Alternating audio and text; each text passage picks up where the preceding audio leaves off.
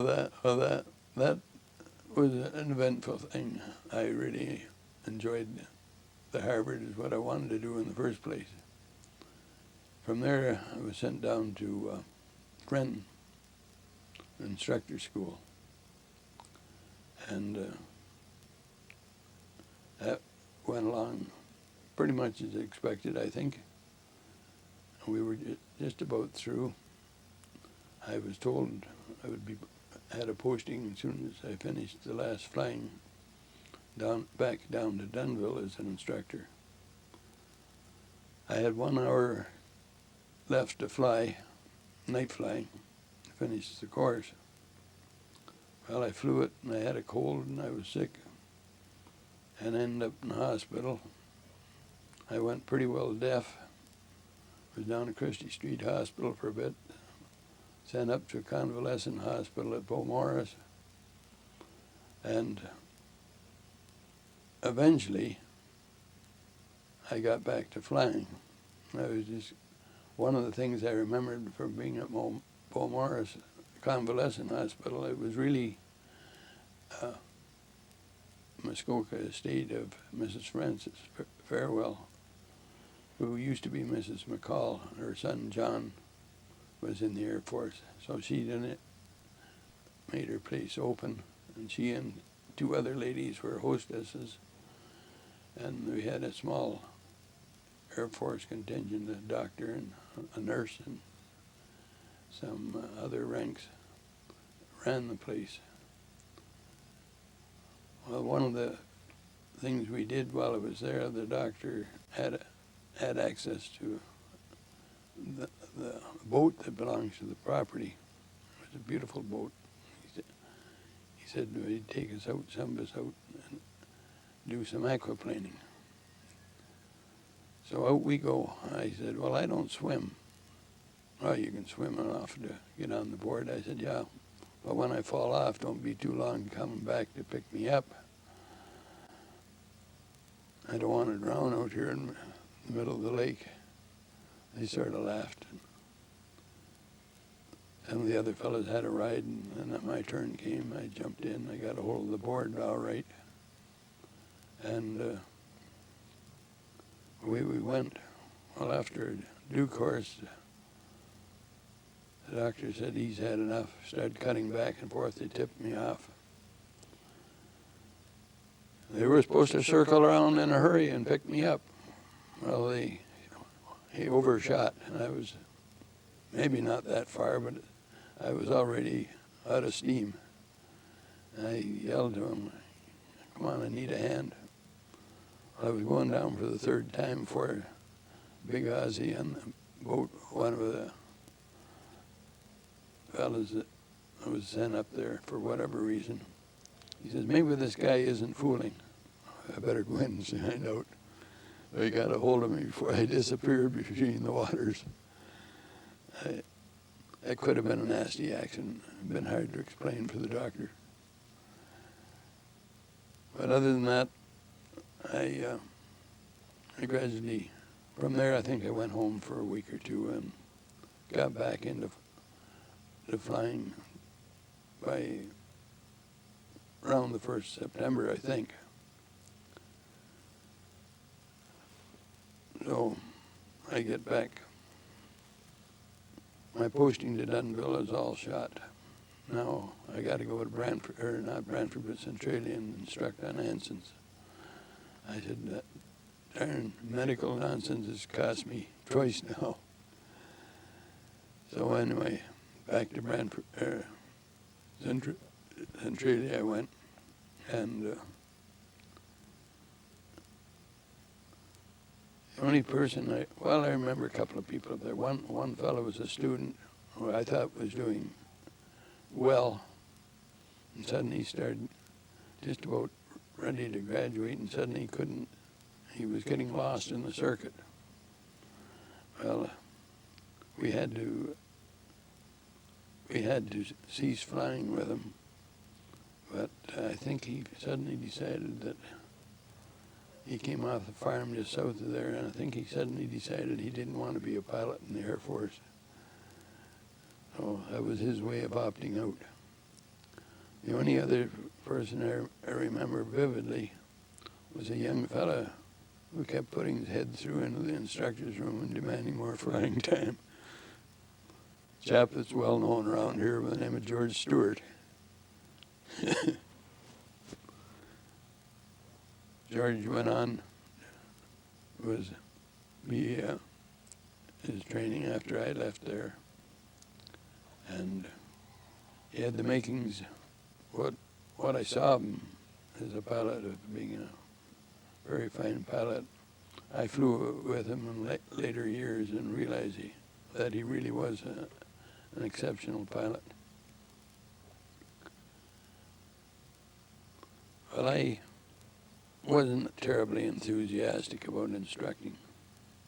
And a notice came around that if we wanted an overseas posting, to sign this notice and indicate a date you'd want to go. Some people had gotten married and others had other reasons. They were quite happy where they were. And no comment on that whatsoever. But suffice to say, after 10 months of instructing, I was told I had a posting overseas. So we cleared everything up, and I was leaving the station for the last time, and I was stopped at the guardhouse. Here to call the CO, squadron CO. There was nothing to do with the station commander, the squadron. He says, I've got a request I need a senior flying officer to go to an elementary school.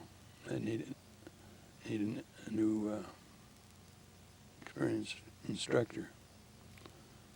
I said, well, is this an order?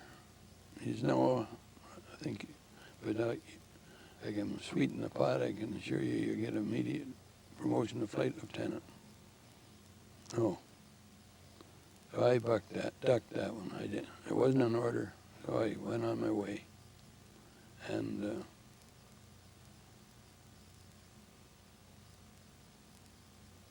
I don't recall. I had some embarkation leave, and then it was off to Halifax, where we had more tests and one thing and another. And eventually, we loaded onto a ship, the ship being Queen Elizabeth, which is a beautiful, the largest passenger ship in the business at that time. It had never been in civil service because it was just being finished when the war broke out, so it was a troop ship. But the main dining room lounges were just beautiful. The only thing that I was put in with 12 other guys in a cabin for two. We were triple tiered down there in bunks. But there were an awful lot of Army personnel on board. They were outfitted with sleeping bags or whatever, and allocated a spot in the deck they can put their gear for 8 hours sleep or whatever. And the rest of the time they had to keep moving. There just wasn't sleeping accommodation for 18,000 people. Well, that ship was fast. There were once we cleared the harbor at Halifax, it was gung-ho. There's nothing seemingly could steam with it, and nobody could get in place. They would have to just be lucky to ever sink the darn thing. It was only 3 days and 16 hours elapsed time from the time we left the harbor at Halifax till we were dropped in the harbor, into the harbor at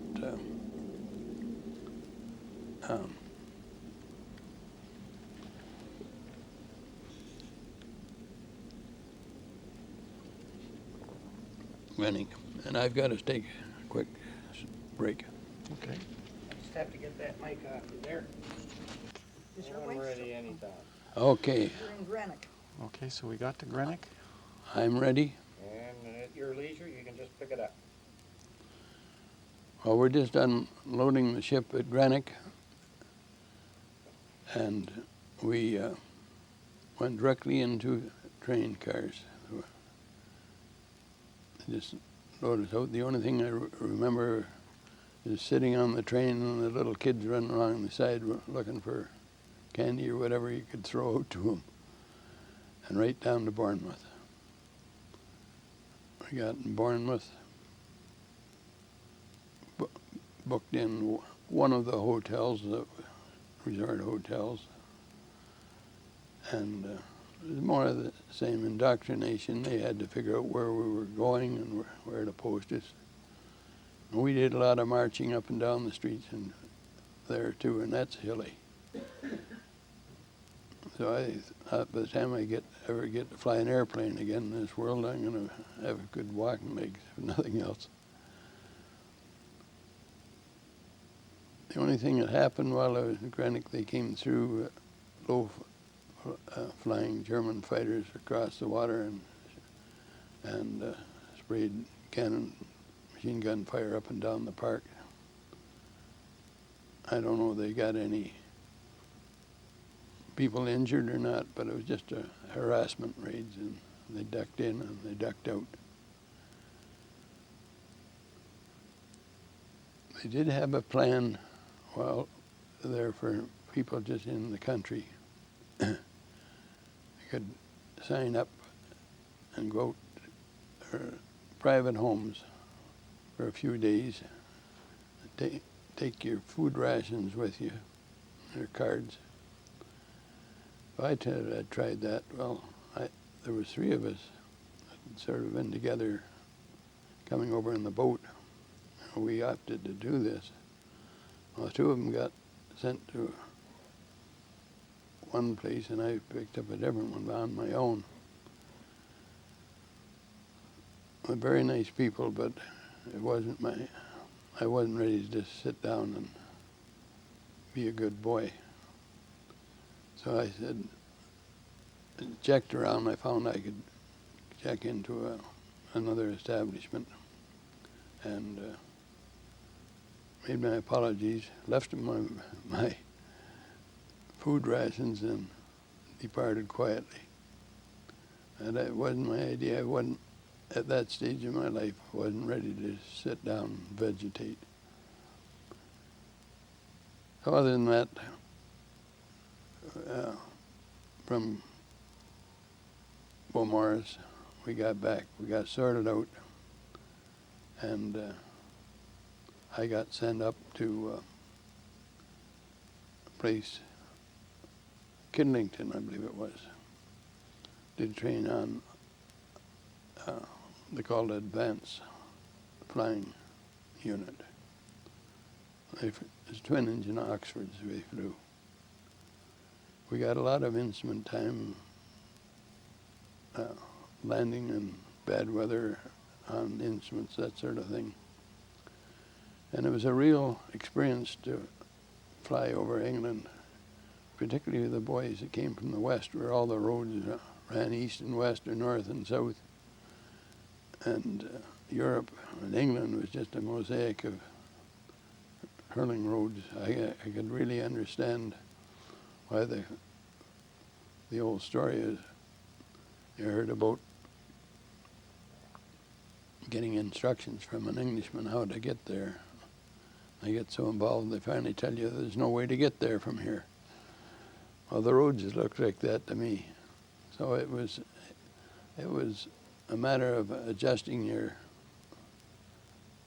roads, and they come up so fast and so often in different directions. But we survived that, got used to it, and found out other aids for landing and locating yourself are more reliable than worrying about the map reading, because half the time you couldn't see the ground anyway. But it was a good training exercise, and it included 1 week at another base, strictly on flying landing on the beam. The chap, they weren't sophisticated, but the chap that was the instructor, he'd fly in any kind of weather. He'd come down and set it on the runway. We were supposed to try and emulate that. And it's a good thing we had the course, because an awful lot of the flying we did, we had to come in bad weather, reduced visibilities. Anyway, we finished that course. On to the next leg, OTU. Sent into a place called Honeybourne. And there we were supposed to get crewed up, form a crew. The system they used seemed very haphazard, but it seemed to work. We were put in X number of pilots, navigators, gunners, bomb aimers, something to indicate what trade we were, and we had to sort it out. Now, my memory isn't exact on all these things, but I know I teed up first with a navigator who was 11 years older than I was. He was an old man, relatively speaking. But he seemed like a steady type, and we seemed to hit it off all right. Then we started talking to other people. And between the two of us, we sorted out our crew. I had a wireless op who was a real bundle of nerves. He was an RAF boy. He'd been in 2 serious crashes where the airplane burned up, and he was absolutely terrified in an aircraft takeoffs and landings. And I don't know how many times, and this went on right through the end of our tour, that he was trying to overcome that fear. He wanted to quit, and I talked him out of it. I said, Art, if you quit, they'll brand you LMF. God knows what'll happen to you. They're not very kindly towards people that quit. It was a brutal approach, but he was fine in the air once we got going. Did his job well, and I always figured my contribution to his future was talking him out of quitting. I thought we were all set with our crew, and then they took 2 gunners I had picked out. They took them away from me. There's another crew that had broken up for what other reason. They were ahead of us, but they needed some gunners to finish off a group. So we had to start over again to find a couple of gunners. Well, it turned out we did very well. The one chap I still visit with out in BC. Well, after rounding up our crew, we were then shipped over to Long Marston, which was a satellite field where the actual flying was done. And the flying was done in Whitleys. They were the ugliest darn things. They didn't look like they were flyable. They weren't overpowered. I thought they were an abomination, and I read an account from an Australian who really was the founder of the Pathfinders, a fellow by the name of Bennett. In his story, he did a whole tour on these things and thought they were great aircraft. Well, I guess it got you through and you're still alive and kicking. Why knock it? But they were physically hard work to fly around the circuit. They were so heavy on the controls. But we had good training. We had probably one of the scariest trips I had in any flying. Nobody was shooting at me, but I was fighting the weather. We were sent out from various OTUs and gathered together and supposed to simulated a stream of bombers going over to a target. Well, we were simply decoys. The main thrust was going to be somewhere else. But thinking back, it was such a hopeless thing. The meteorology were so far off the beam because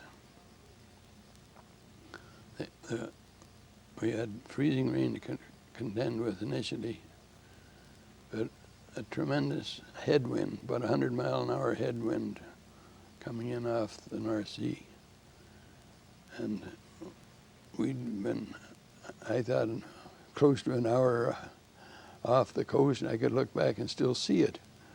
So I called the navigator. I said, have you figured out when we're going to run out of fuel? He said, well, about halfway across, outbound. So I instructed the wireless op to send out a signal that we were returning.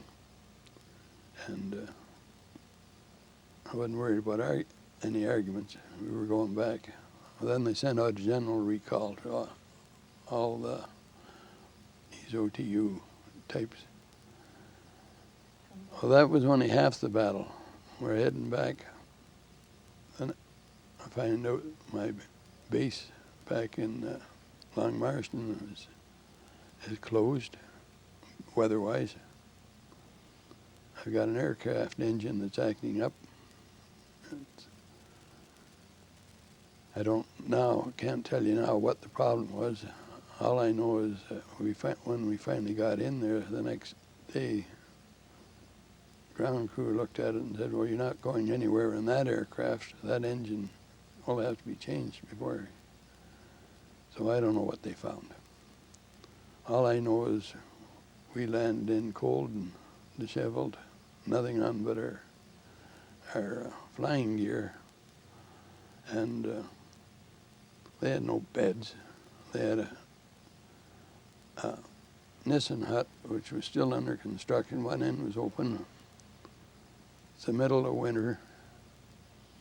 And they gave us what I call dog biscuits. They're just like seat cushions, only they were hard as a bullet.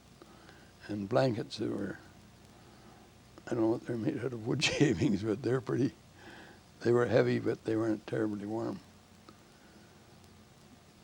So there's a war on, you don't squawk about those things. You're not supposed to. But I dared say something after